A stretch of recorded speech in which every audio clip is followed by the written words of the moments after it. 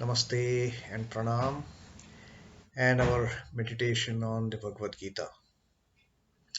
Om Parthaya Pratibodhitam Bhagavata Narayanena Swayam Vyasena Grathitam Purana Munina Madhye Mahabharatam Advaitam Rutavarshinim Bhagavatim Ashtadashadhyayinim Ambatvam Bhagavad Gite Bhavadveshinim.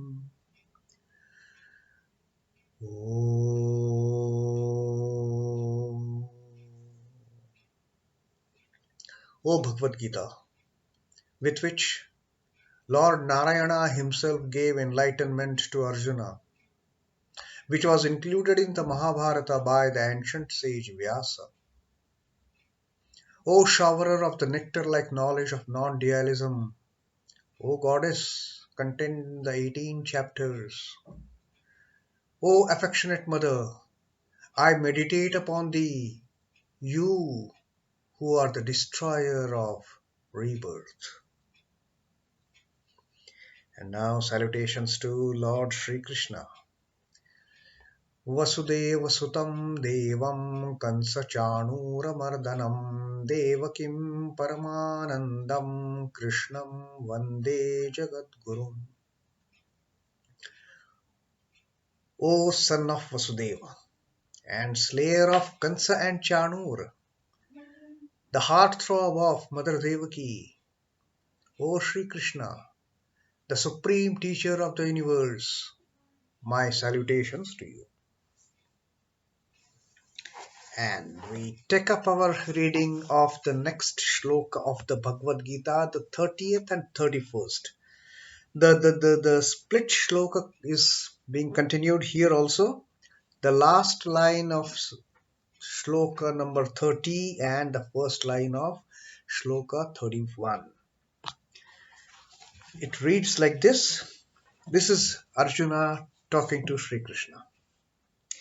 न च शक्नोम्यवस्थातुं भ्रमतीव च मे मनः.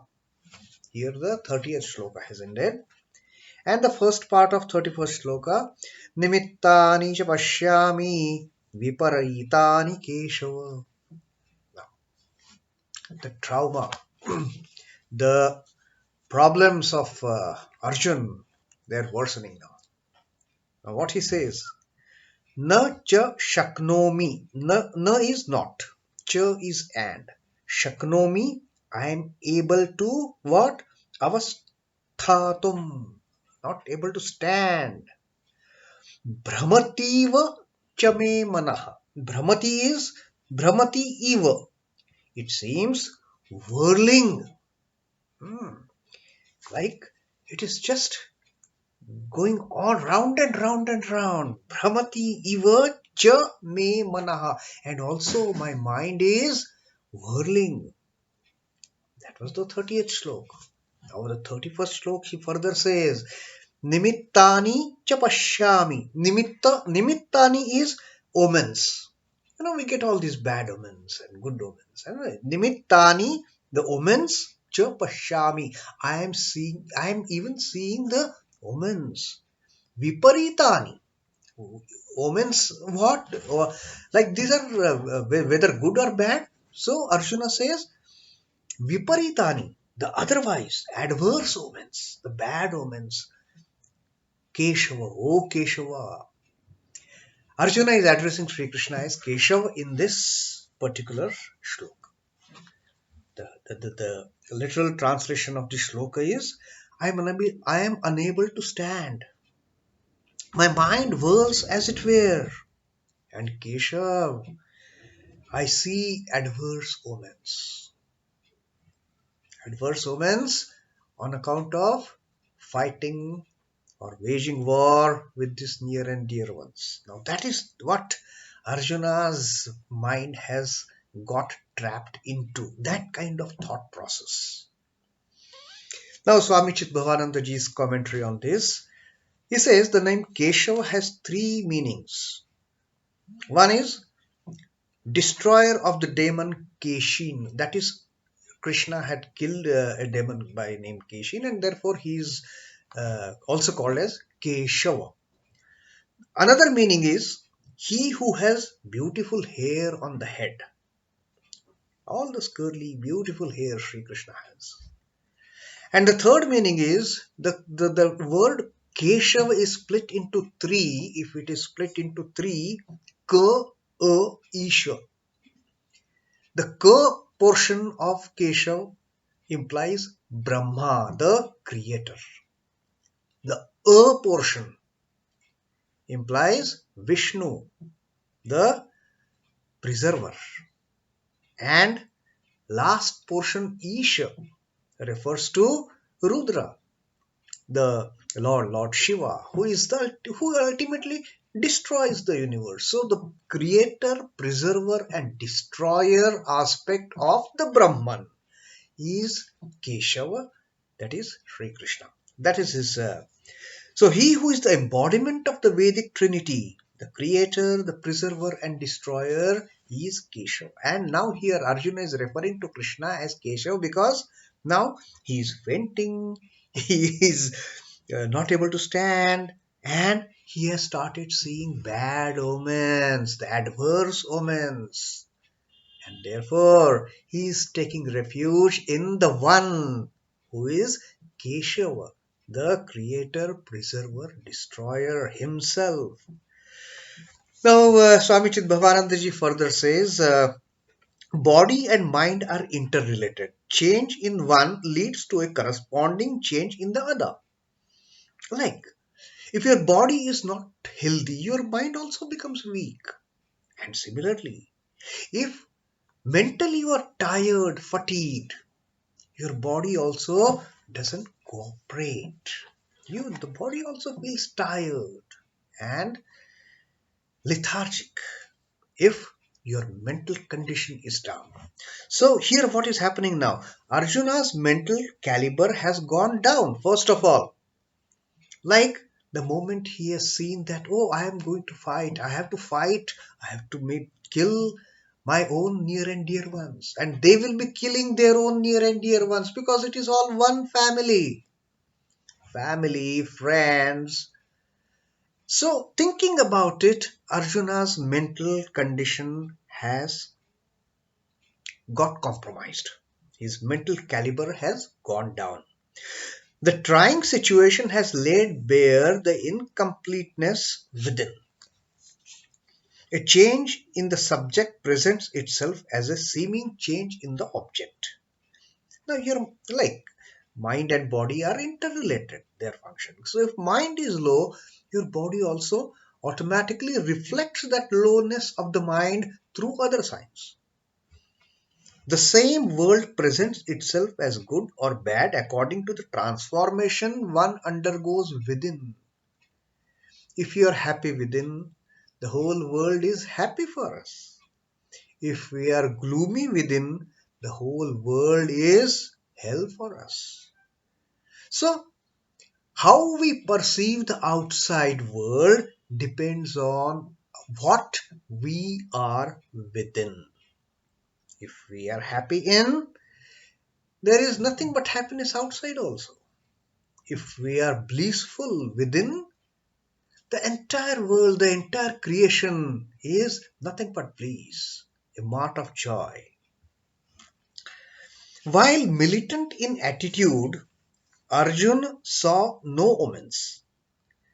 But while hesitant, he sees any number of them. When Arjuna is in that full of confidence, when he tells Sri Krishna that take the chariot in front of the Kaurava army, let me see who is so keen to fight with me. That time Arjuna didn't perceive any omens, good or bad. He didn't see anything. He was so confident and holding his Gandhi firmly in his hand. That bow, mighty bow. And that's how Arjuna had told Sri Krishna, take the chariot there in the middle, I want to see. From that state of his mind to having seen all, now the mind is whirling, he says. I'm not able to focus on anything. my limbs are gone. My limbs are gone, and uh, I'm unable to even stand. Like the mind has gone down, his bodily efficiency has also gone down. He says, I am not able to stand. He says, I am not able to hold my bow, my Gandhi. So it is all more subjective than objective, which is born of confusion. And in our daily lives, we are so close to the states of confusion many times. Many times we too, like Arjuna, we do get confused. And then finally we take refuge in our friend, philosopher, and guide to show us the way, how to come out of this problem, how to come out of this intricate situation.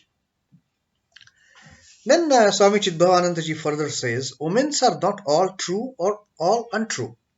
Yes, I mean, any other beliefs. Some may be true, some may not be true.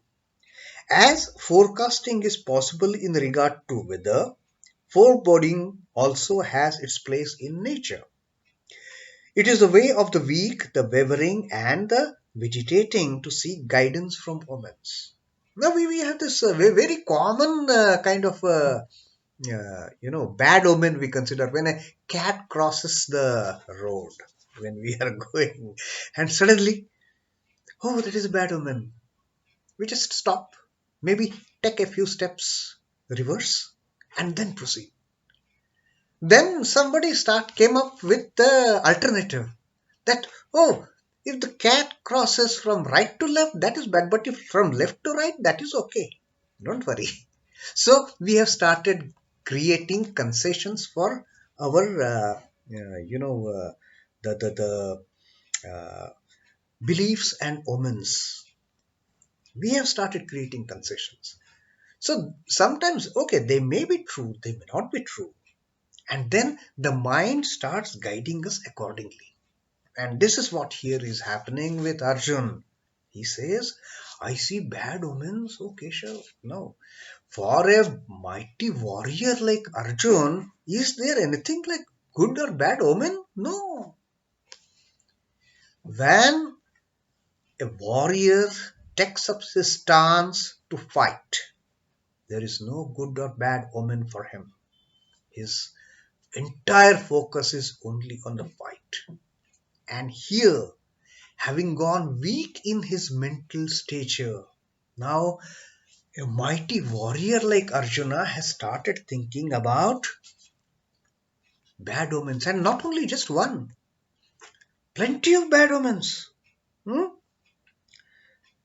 Nimittani cha pashyami viparati. Not one bad omen. Plenty of bad omens I am seeing here. That is what Arjuna says now. The active, the dutiful, and the discerning have neither time nor disposition to run after these bad omens, good omens. No. In fact, that is the real nature of Arjuna. But deluded by this Maya, he has fallen into that trap. He has fallen into that trap, and he also, in fact, realizes, and that's why he is opening up to Sri Krishna that this is the state, this is what is happening to me. I am not able to stand. My mind is whirling and I'm seeing bad omen. Oh Keshav, now you are the only one who is going to help me out. So that is 30th and 31st shloka that we have read today. The beautiful commentary given by Swami Chidbhavananda ji. And tomorrow we will further see. I mean, how Arjuna, he is substantiating his false logic with so many other unnecessary talks. Now, this is the second time where we read some kind of unnecessary talk in the Bhagavad Gita. First was by Duryodhana to Dronacharya. Unnecessarily irrelevant talk. And now, this talk, this the talk fully based on the negativity that Arjuna is talking to Sri Krishna. This is also a kind of a nonsensical talk, basically, but this is giving us some enlightenment, and this is what is paving a way for Sri Krishna to give us that nectar of immortality, Advaita Varshinim. And that is how the Bhagavad Gita, shlok by shlok, shlok after shlok, is taking a firm shape of the wonderful teaching of Lord Sri Krishna. So that is our reading today. Om Namo Bhagavate Vasudevaya. Shri Krishna Arpanamastu. Jai Shri Ramakrishna. Jai Thakur. Jai Ma. Jai Swami.